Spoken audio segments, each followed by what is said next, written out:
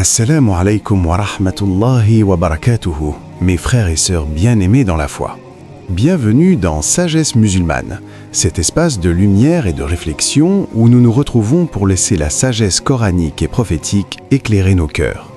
Ici, loin du tumulte, nous cherchons à nous ressourcer, à nous recentrer sur Allah subhanahu wa ta'ala et à transformer nos épreuves en chemin de retour vers lui. Aujourd'hui, nous allons parler d'un phénomène que beaucoup vivent sans le comprendre, le ralentissement soudain de la vie. Le téléphone reste muet, les projets stagnent, les portes se ferment, le cœur semble ralenti. On se sent bloqué comme si le temps s'était arrêté pour nous seuls. Pourquoi maintenant ? Pourquoi moi ? Ce chapitre a pour objectif de vous montrer que ce silence apparent, ce vide de mouvement n'est pas une punition ni un hasard. C'est souvent une miséricorde, une préparation, un rendez-vous sacré avec Allah.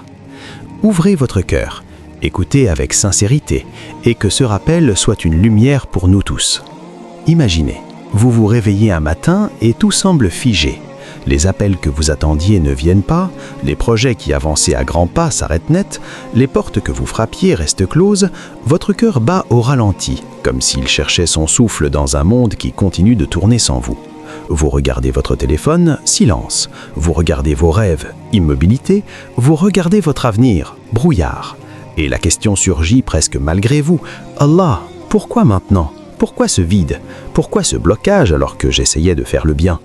On se sent perdu, frustré, parfois même abandonné. On se demande si on a mal agi, si on est puni, ou si simplement le ciel nous a oubliés. Ce sentiment est douloureux, mais il est humain. Il touche chaque croyant à un moment ou à un autre. Pourtant, ce que nous vivons n'est pas un arrêt arbitraire. C'est une pause divine. Un moment où Allah, dans sa sagesse infinie, ralentit notre course pour nous permettre de regarder à l'intérieur. Ce silence n'est pas un abandon, c'est une invitation. Allah nous dit « Arrête-toi un instant, respire, reviens à moi ». Comme il le rappelle dans le Coran « Et rappelez-vous de moi, je vous rappellerai ». Ce verset n'est pas seulement une promesse, c'est une clé. Le ralentissement est souvent le moyen qu'Allah choisit pour nous rappeler à lui, pour nous faire revenir à l'essentiel. Passons maintenant de ce constat douloureux à une lecture spirituelle. Que signifie vraiment cette pause dans la vie du croyant ? Pensez à un arbre jeune et vigoureux. Il pousse vite, droit vers le soleil, mais parfois il s'incline sous le vent ou il se courbe sous son propre poids. Le jardinier attentif ne le laisse pas ainsi.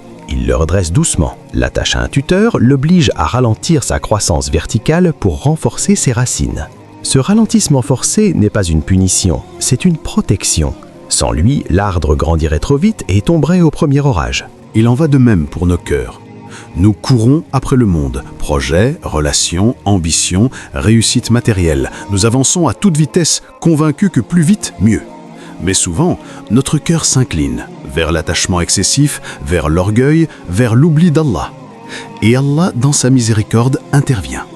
Il ralentit notre course, il ferme des portes, il met des obstacles, il impose le silence. Pourquoi ? Pour nous redresser, pour que nos racines spirituelles s'enfoncent plus profondément en lui. Allah dit dans le Coran, « Le moment n'est-il pas venu pour ceux qui ont cru que leur cœur s'humilie à l'évocation d'Allah ?» Ce verset est une question qui nous interpelle directement. Le cœur court après le monde jusqu'à ce qu'il s'épuise. Et quand il s'épuise, Allah lui donne une pause pour qu'il s'humilie, se tranquillise, se recentre. Ce ralentissement n'est pas une perte de temps, c'est un temps gagné pour l'âme. C'est le moment où Allah nous dit « Reviens à ton origine, reviens à moi ». Comment accueillir cette pause sans amertume ? La première attitude est de cesser de lutter contre le décret. Accepter ne veut pas dire se résigner passivement. Cela veut dire « Oh Allah, je sais que tu vois ce que je ne vois pas, je te fais confiance ». La deuxième est de purifier l'intention. Pendant ce silence, demandez-vous « Pourquoi est-ce que je priais vraiment ? Était-ce pour la gloire, pour le confort ou pour te plaire ?» Faites un taouba sincère, renouvelez votre niya. Allah aime celui qui revient à lui avec un cœur pur. La troisième est le tawakkul actif. Continuez à agir selon vos moyens tout en remettant l'issue à Allah. Ne restez pas immobile par désespoir, mais ne forcez pas non plus les portes fermées. Laissez Allah ouvrir ce qu'il veut ouvrir. Pensez à cette image magnifique. Quand votre cœur est fatigué de courir, Allah l'attrape doucement dans ses mains miséricordieuses. Il ne le jette pas, il le pose un instant pour qu'il respire, pour qu'il se souvienne de son Créateur. Cette pause est un atterrissage, pas une chute. Pendant ce ralentissement, quelque chose de puissant se passe à l'intérieur. Votre âme, qui était dispersée dans 1000 directions, commence à revenir vers son origine.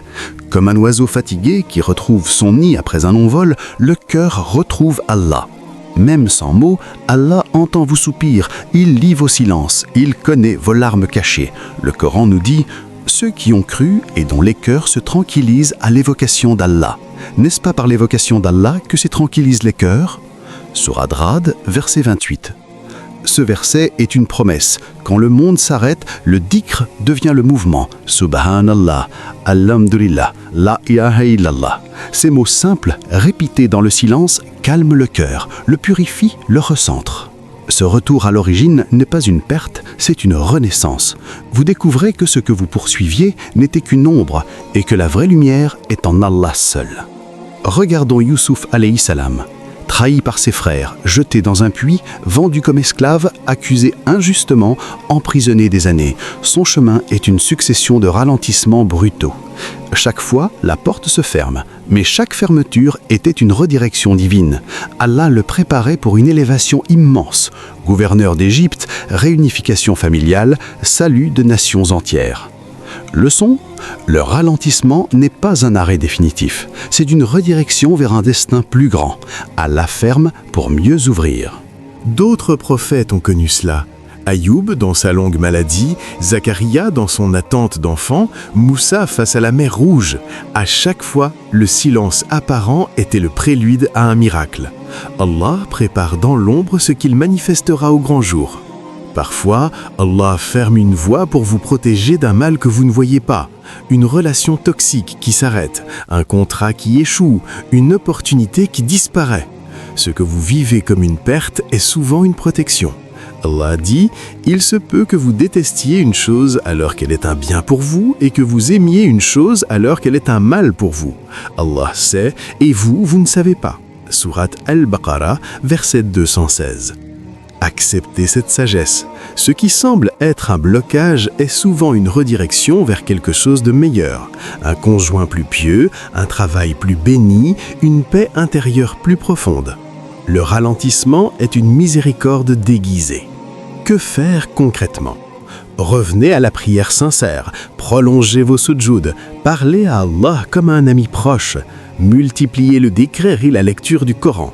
Laissez les versets pénétrer votre cœur. Acceptez activement. Dites « Hasbi Allahu wa ni'mal wakil » au lieu de vous révolter. Tenez un journal spirituel. Notez vos pensées, vos doigts, vos signes subtils. Demandez conseil à des personnes pieuses. Parfois Allah parle à travers eux. Commencez par des routines courtes. 5-10 minutes de dhikr par jour suffisent pour réancrer le cœur. Les fruits du ralentissement apparaissent progressivement. Une paix inattendue, un contentement intérieur, une lucidité sur vos vrais désirs, des décisions plus sages. Vous vous détachez des choses vaines, vous vous rapprochez d'Allah. Et quand le mouvement reprendra, il sera plus solide, plus béni, plus aligné sur sa volonté. Le ralentissement n'est pas une perte de temps, c'est un rendez-vous sacré avec Allah. Asseyez-vous, respirez, revenez à votre cœur. Laissez-le parler dans le silence. Ne désespérez pas de sa miséricorde. Ne désespérez pas de la miséricorde d'Allah. Sourate Az-Zumar, verset 53. Persévérez dans la foi, même dans l'immobilité apparente.